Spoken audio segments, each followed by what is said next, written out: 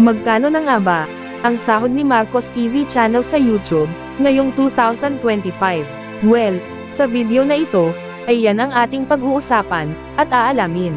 Kapag usapang pagtulong sa mga nangangailangan, hindi naman nagpapahuli si Marcos. Mula sa simpleng pamimigay ng pagkain, pagbibigay ng grocery, hanggang sa pagtulong sa mga may karamdaman o problema sa bahay, palaging handa si Marcos na magbigay ng tulong. Kaya hindi nakapagtataka kung bakit marami ang nagmamahal, sumusuporta, at patuloy na sumusubaybay sa kanya. At bukod sa kabutihang puso ni Marcos, kapansin-pansin din ang pagiging marespeto, at magaling makipag-usap ni Marcos sa kanyang mga nabibigyan ng tulong. At hindi lang basta tulong ang ibinibigay ni Marcos, binibigyan din niya ng oras at malasakit ang bawat taong nakakausap niya. Dahil may halong lambing at pagpapatawa, kaya ramdam mo ang pagiging totoo niya sa harap ng camera. At kung titignan mo ang kanyang mga video na ina-upload dito sa YouTube, ay mapapansin mong hindi ito basta-basta. Dahil ito ay mga kwento ng pag-asa at inspirasyon. At mula sa malalayong probinsya, o kahit saang lugar, dala ni Marcos ang misyon na makatulong at magbigay ng saya sa bawat tahanan. At sa bawat vlog niya, parang kasama ka rin sa biyahe, ramdam mo ang kwento, dama mo ang emosyon, at bitbit mo ang aral sa dulo. Sa ngayon, si Marcos TV channel ay number 8 most viewed charity vloggers dito sa ating bansang Pilipinas. Meron na siyang total video views sa kanyang YouTube channel na umabot na sa 61,704,437 views. At may subscribers na umabot na sa 429,000 sa kasalukuyan. Kaya naman, atin ang pag-uusapan at aalamin kung magkano na nga ba ang sahod ni Marcos TV channel sa YouTube ngayong 2025.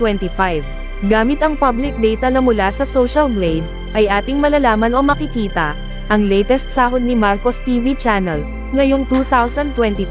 At sa mga hindi pa nakakaalam, ang Social Blade nga pala ay isang public website na kung saan kahit sino ay pwedeng tumingin sa analytics at estimated earnings ng isang YouTuber or influencer. Basta laban lang sa buhay, kuya, ha? Alam ko nahihirapan ka din kasi madaming blessing ang binigay sa'yo ni God, oh. Pero laban lang, ha? Huwag mo sukuan yung buhay, ha? Ikaw yung kakapitan nila kasi ikaw yung tatay nila. Ano? Pag pinanghinaan ka na, wala na, panghinaan na rin sila lahat. Laban lang, kuya. Salamat. So yun mga idol, narito ang YouTube analytics ni Marcos TV channel na mula sa public data ng Social Blade.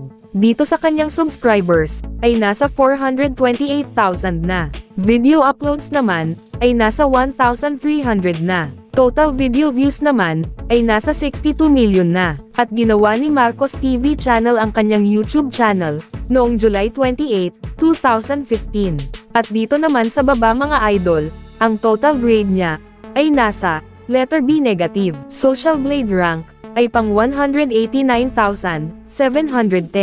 Subscriber rank, ay pang 1,885. Video views rank, ay pang 346,873. Rank dito sa Pilipinas bilang YouTuber, ay pang 645. At ang people rank naman, ay pang 1,449. So yun mga idol, dito naman tayo sa subscribers ni Marcos TV channel noong last 30 days, ay merong pumasok na 18,000 subscribers. At dito naman, sa video views ni Marcos TV channel noong last 30 days, ay merong pumasok na 4 million views. So yun mga idol, dito naman tayo, sa daily channel metrics ni Marcos TV channel, noong last 30 days. Makikita natin dito, ang pumasok na subscribers, pumasok na video views, at ang kanyang estimated earnings, sa bawat araw. Pero mga idol, ang titingnan natin dito, ay ang daily average, at weekly average. At disclaimer lang mga idol, ang video at impormasyon na inyong napapanood, ay isang estimated earnings lamang. So yun mga idol, simulan natin dito, sa daily average. Dito sa subscribers ni Marcos TV channel sa loob ng isang araw, ay merong pumasok na 600 subscribers. At sa video views naman, ni Marcos TV channel sa loob ng isang araw, ay merong pumasok na 133,928 views. At dito naman, sa estimated earnings ni Marcos TV channel sa loob ng isang araw, simula dito sa lowest, ay merong pumasok na $134 hanggang sa highest na umabot ng $268.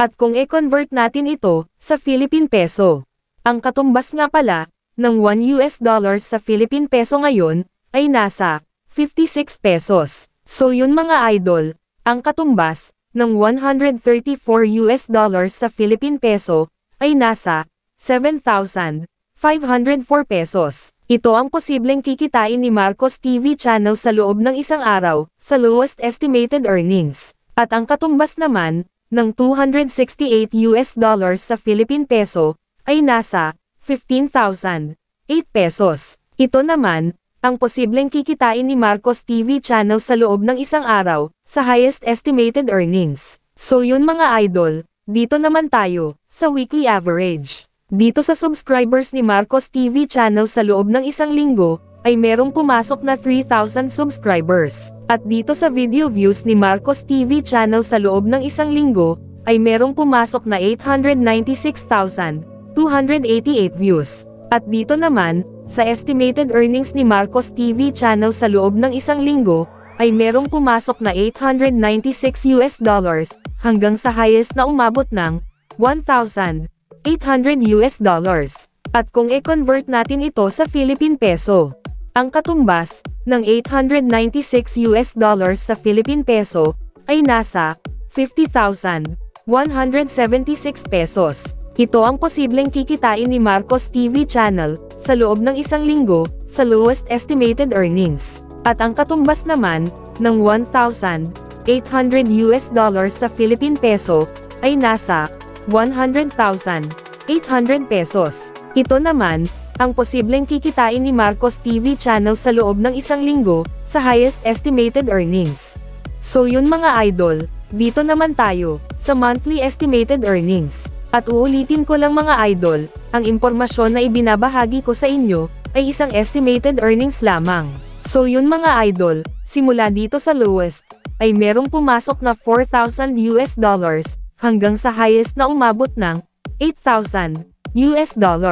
At kung i-convert natin ito sa Philippine Peso, ang katumbas ng $4,000 sa Philippine Peso ay nasa 224,000 pesos. Ito ang posibleng kikitain ni Marcos TV channel sa loob ng isang buwan, sa lowest estimated earnings. At ang katumbas naman ng $8,000 sa Philippine Peso ay nasa 448,000 pesos. Ito naman ang posibleng kikitain ni Marcos TV channel sa loob ng isang buwan, sa highest estimated earnings. At kung napapaisip kayo kung saan nanggaling ang lowest estimated earnings at highest estimated earnings, nanggaling po yan sa estimated RPM or revenue per 1,000 views na $1 hanggang $2. At narito po ang computation based sa pinakita ng public data ng Social Blade.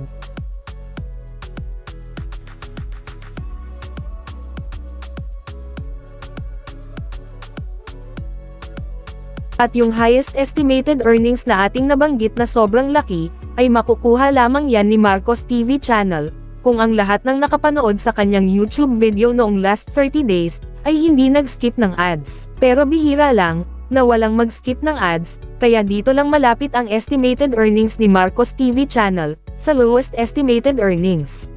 So yun mga idol, hanggang dito na lang ang video na ito. Maraming salamat po mga idol, sa panonood.